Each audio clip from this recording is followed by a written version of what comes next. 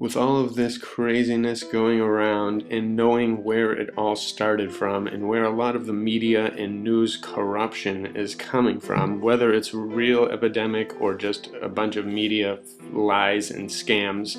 I decided to make this artwork called Make China Tibet Again. And this can be taken the wrong way, but it's meant to say make China basically back to the way it used to be again, when they had a quest for spirituality. The human person was a lot more important in their quest for enlightenment rather than total control of the entire world, and they were dealing in artwork and beautiful things and religious sculptures and amazing things that are impossible to define, these just incredible artworks and sculptures and everything that they did, their crafts and everything, and now they just have gone way out of control. And I know they were a feudal state and all this other stuff, but the way of the ancient China was a lot superior to the communist ways now. And a lot of things have changed over time, and I absolutely love the Tibetan culture. It's one of my favorites. Their art, their stories, the Tibetan Book of the Dead, every single thing that they've ever done, all the Thangkas paintings, everything I find so beautiful. Buddha, all those stories. And no one knows how they've been manipulated over time, similar to our Bible, but there's a lot of truth in Buddhism and the Four Noble Truths and just the Eightfold Path and so many other things. And so I'm always fascinated by this, and it seems like a far cry from what China is doing now and the way that they're treating their people, and freedom and spiritual freedom and all that stuff is just crushed under them now. So I found this book which had a cool chapter on it that I'd like to read for you guys, because it gives a great explanation of how China was and how Tibet and all these areas were and how I think they should become again. And there's a lot of interesting stuff in this 5 pages that I'll read, and I'll show you pictures from these other books. But I definitely, there's a lot of interesting things here and a lot relating to Tartar. So this is Tartarian tales meets Tibetan tales. So here we go. Of the antiquity and extent of the Chinese monarchy. China has this advantage over all other nations that for more than 4,000 years it has been almost constantly governed by its own princes, and has continued the same with regard to the attire, morals, laws, customs, and manners of the inhabitants, without deviating in the least from the wise institutions of its ancient legislators. As the inhabitants find within themselves everything that is necessary for the conveniences and pleasures of life, so judging their native soil sufficient to supply all their wants, they have ever affected to carry on no commerce with the rest of mankind. This ignorance of distant countries led them into the ridiculous persuasion that they were masters of the whole world, that they inhabited the greater part of it, and that all without the bounds of China were barbarians, which aversion to foreign trade, joined to the solidity of the people, has not a little contributed to the constant uniformity found in their manners. Concerning the origin of this empire, there are 2 opinions among the learned Chinese,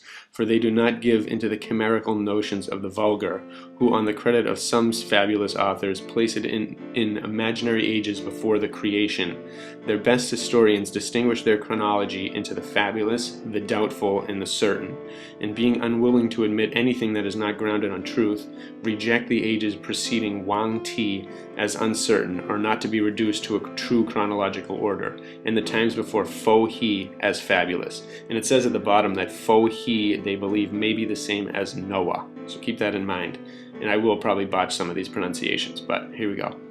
These authors therefore consider Fo He as the founder of their monarchy, who about 200 years after the deluge, according to the Septuagint, reigned first towards the confines of Shenfi and in the province of Honan, situate almost in the heart of the empire, after which he cleared all that tract of land extending from thence to the eastern ocean.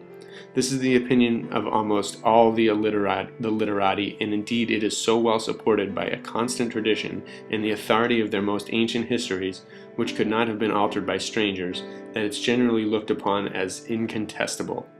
According to these, Yao was the 5th emperor, though there are other Chinese authors who carry their monarchy no higher than his reign. But should anyone presume to place its commencement lower, he would not only be laughed at, but severely chastised, if not put to death. And should the missionaries betray the least suspicion of that kind, it would be sufficient ground to banish them out of the empire. It is certain, however, that China was inhabited above 2,155 years before the birth of Christ, which is demonstrable from an eclipse of the sun that year, as may be seen in the astronomical observations extracted from the Chinese history and other books in that language and published in the year 1729.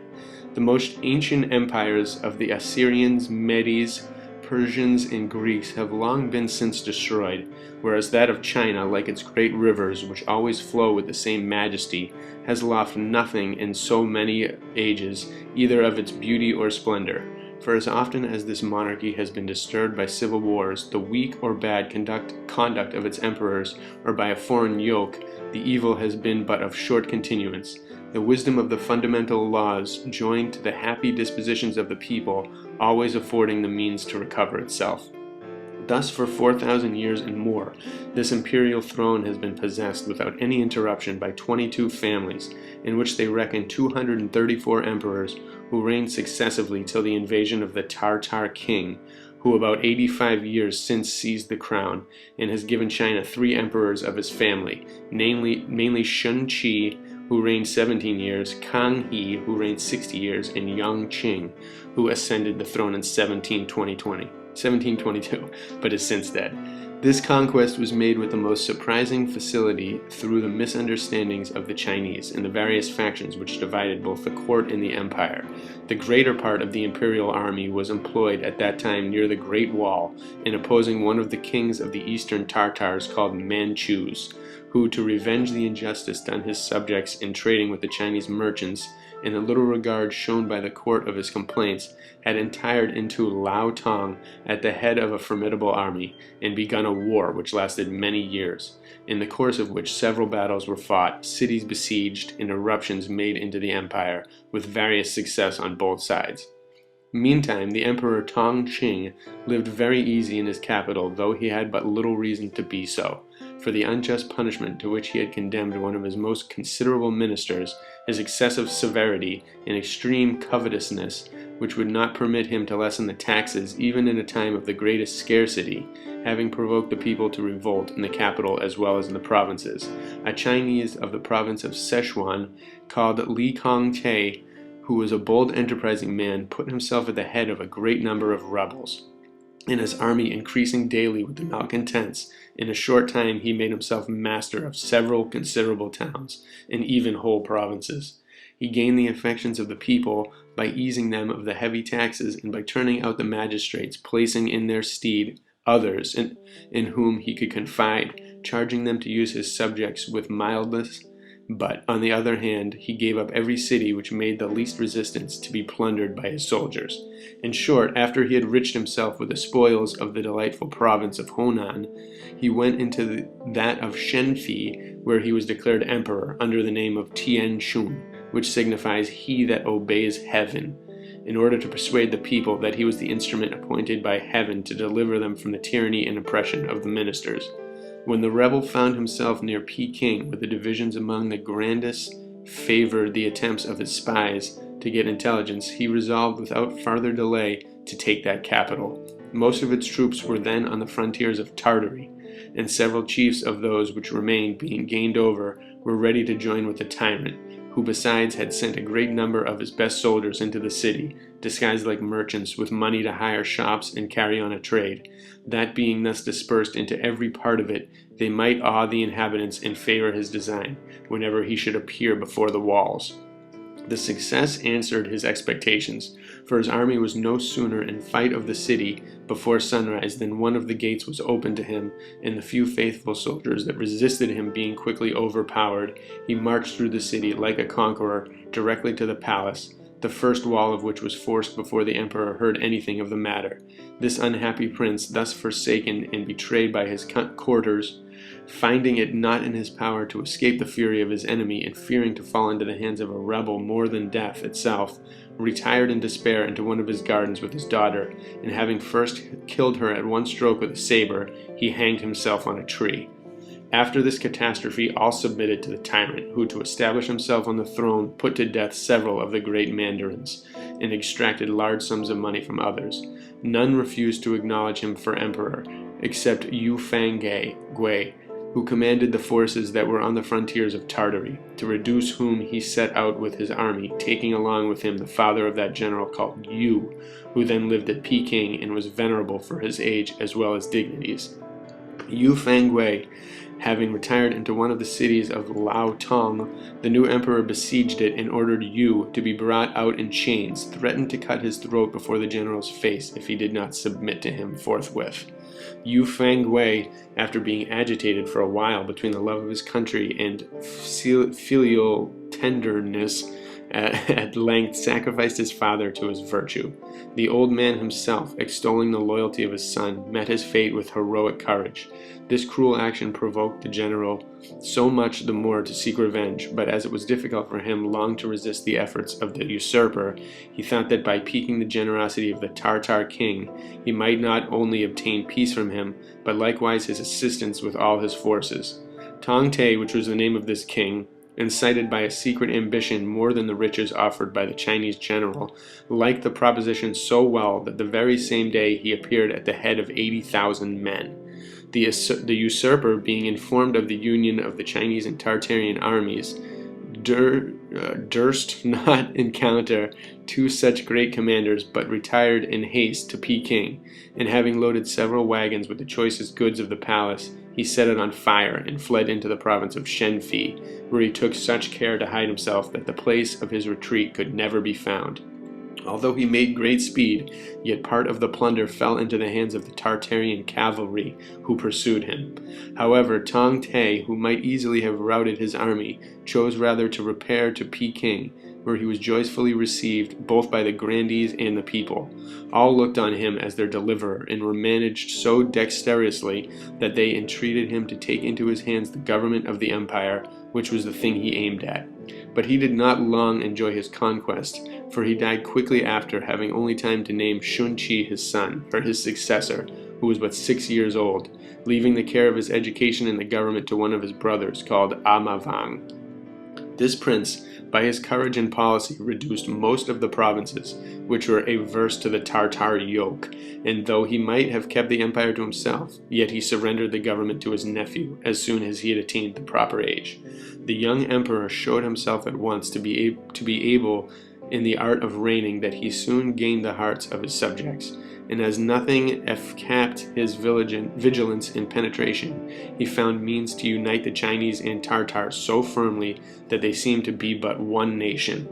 During his reign he maintained the grandeur of the empire with such a superiority of genius as made him admired by his subjects when living and regretted when dead. Being at the point of death, which happened in the 24th year of his age, he called his 4 chief ministers, and having expressed his concern for not having been able to reward those who had faithfully served his father, he declared that Kang He, who was then but 8 years old, was of all his children fittest to succeed him, and recommended his education to their care. The day after the death of the emperor Shunqi, his body being put in a coffin, Kang He was proclaimed emperor when ascending the throne. All the princes, lords, prime officers of the army and the crown, with the mandarins of the several tribunals, prostrated themselves at his feet 3 times, striking the ground with their foreheads every time they kneeled, and made the 9 customary reverences.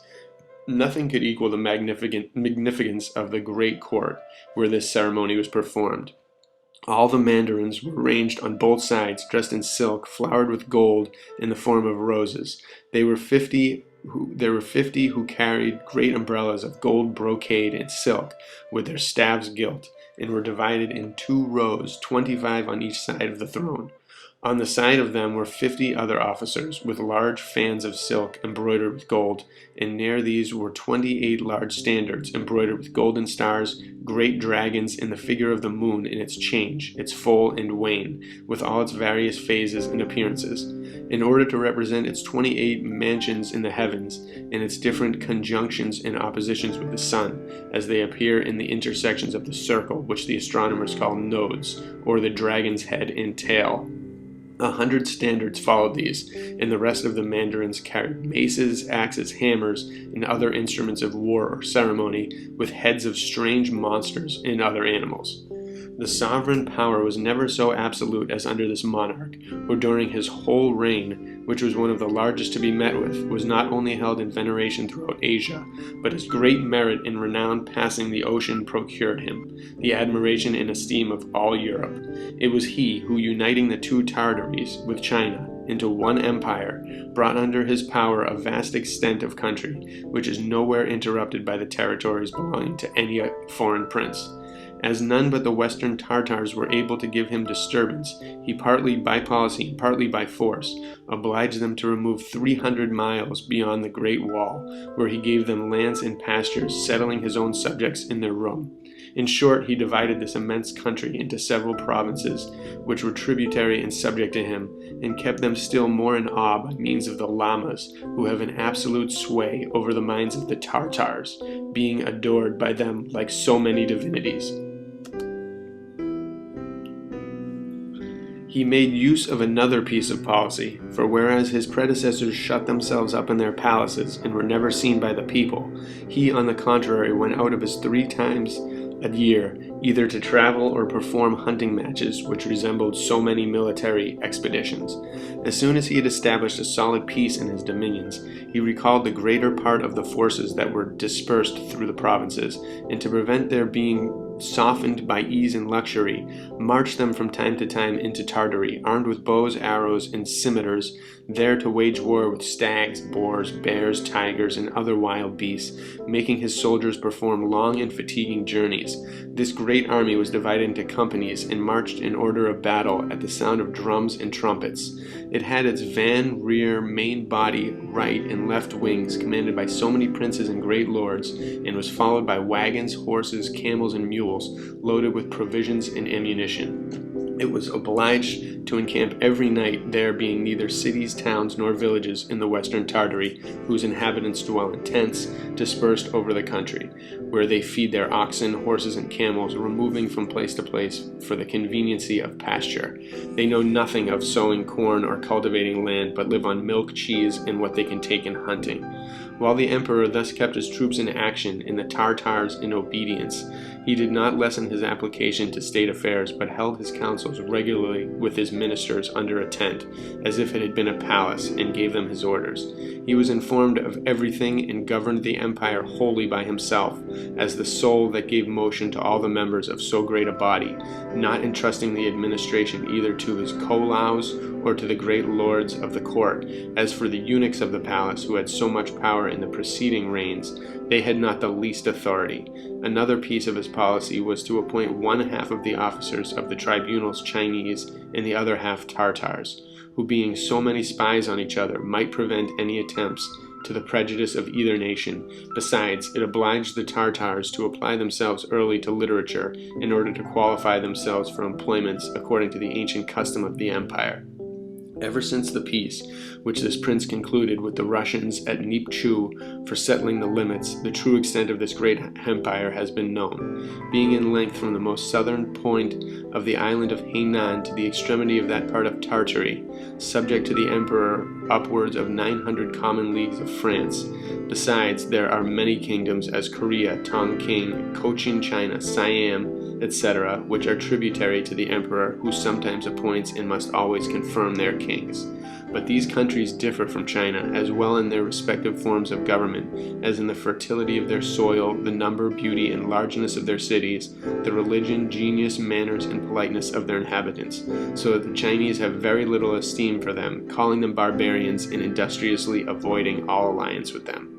The 15 provinces into which China is divided are not equally peopled, for from Peking to Nanjing, which is the capital of Qiangfi, the people are not so numerous as in the provinces of Xiqiang, Kangyang, and Guangdong, Fujian, and some others, where the great roads as well as cities are so crowded that it is troublesome to travel. Whence the missionaries who have seen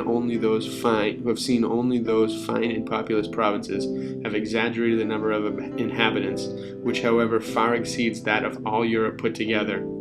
Although Peking stands on more ground than Paris, I don't believe it contains above 3 million of souls, which computation is the more certain, as every head of a family is obliged to give the magistrates an account of the number of persons that compose it, with the age and sex of each. Several things contribute to make this country so prodigiously populous, as the Chinese being allowed many wives, their sobriety and strong constitution, their contempt for other nations which prevents their settling or even traveling abroad, the goodness of the climate which has been hitherto free from the plague, and especially the almost perpetual peace which they enjoy. There are in each province, besides the capital, which is very large and fit to the seat of the empire, a great number of cities of the first, second, and third order, most of which are built on the banks of navigable rivers with large suburbs on each side. Add to these a multitude of forts, castles, villages, and towns, some of which latter, especially those called Qing, with cities in magnitude, number of inhabitants, and trade. Though they are only called towns, because they have neither walls nor magistrates of their own, being governed by those of the neighboring cities. Thus, King to Qing, where the finest porcelain is made, depends on a city in the district of Zhao Chu and Foshan and Canton, which is but 4 leagues distant. Most of the cities of China, but not all, as some have affirmed, are alike, being oblong squares whose walls are built on a line at right angles and facing the 4 cardinal points as near as may be. In like manner, whatever way the streets are disposed, the houses ought always to front the south, in order to avoid the sharpness of the north wind, which does not agree with the Chinese, and for this reason the door is commonly made slanting in one of the sides of the court. The walls of the cities, which are generally very broad and high, are either of brick or square stone, surrounded by a wide ditch and fenced behind with a rampart of earth, as well as fortified with square towers at certain distances. Every gate is double and opens with 2 leaves, and between the gates is a palace of arms for exercising the soldiers. When one enters the first gate, the second is not to be seen because not opposite. Above the gates are fine towers which serve for arsenals and guard houses for soldiers, and without the gates are frequently large suburbs, almost as populous as the city. In the most frequented parts of each city there is 1 or more towers which make a most beautiful appearance, on account of their architecture and height, some consisting of 9, but none of less than 7 stories. The principal streets are generally straight but often narrow, except those of the imperial city, which are very wide as well as long, and perhaps the most convenient in the world, especially for horses and wagons. All the houses, excepting the towers and some particular buildings overtopping the rest, are very low and so hid by the walls of the city, that were it not for a great number of square towers that appear, one would take it at a distance for a vast park. There are waste places in some of the cities, because not rebuilt since they were ruined by the Tartars, who lately conquered China. But what is very remarkable, near the great cities, especially in the southern provinces, there are seen a kind of floating cities, consisting of a prodigious multitude of barks on both sides of the river, which are inhabited by numbers of families who have no other dwellings, so that the water is almost as populous as the land. There are properly but 2 orders in the empire, one of the nobility and the other of the people. The first comprehends the princes of the blood, the dukes, earls, mandarins, or learning and arms, those that have been mandarins formerly but are not so at present, and the literati, who by their studies, having obtained the first degrees of literature, are aspiring to the magistracy and dignities of the empire. The second comprehends the husbandmen, merchants, and tradesmen. I shall treat each of these in their order according to the plan I have laid down. So this book was published in 1738, but tells a lot of interesting things that I thought were kind of worth sharing. Some of those little tidbits amidst that was just how Tartary was, and how the Tartarian emperors were so able to raise an army so quickly. Found that very interesting. How they said that the Chinese were all kind of very peaceful. They kind of kept to themselves. They didn't go for world dominance. They weren't trying to get their products all over the world. They were just totally content doing their own thing in their own place. And I'm not suggesting that that has to be, but the fact that they have to be nowadays just trying so hard to conquer all these lands and be the power that be. And it's not the Chinese people that are doing this. It's the 100 people that control the billions of Chinese people. And that's not right. I think it's also very interesting that they were able to just kind of when an emperor was bad, they were able to just call on the Tartarians, and they would just within weeks just take over these people. And I think throughout time I've encountered a lot of books where the Tartarians and Chinese just kind of kept going back and forth between who was dominating them. They constantly had these battles, and the truth behind the Great Wall is very interesting, whatever it is, but claim it's 1,000 years old, and that this this religion, all these cultures were existing for thousands of years. The empire was 4,000 years old plus now, and they still refer to the ancient wisdom that was even before that. So there's no telling how old these things are. But the Tibetans, as you've seen in some of those pictures, it's very peaceful. The society seemed really peaceful. I'm sure there were terrible emperors and whatnot who created a lot of violence, and that's just the way our world apparently is. But as far as their quest for enlightenment, their desire to learn more about the spiritual realm of reality, their quest for internal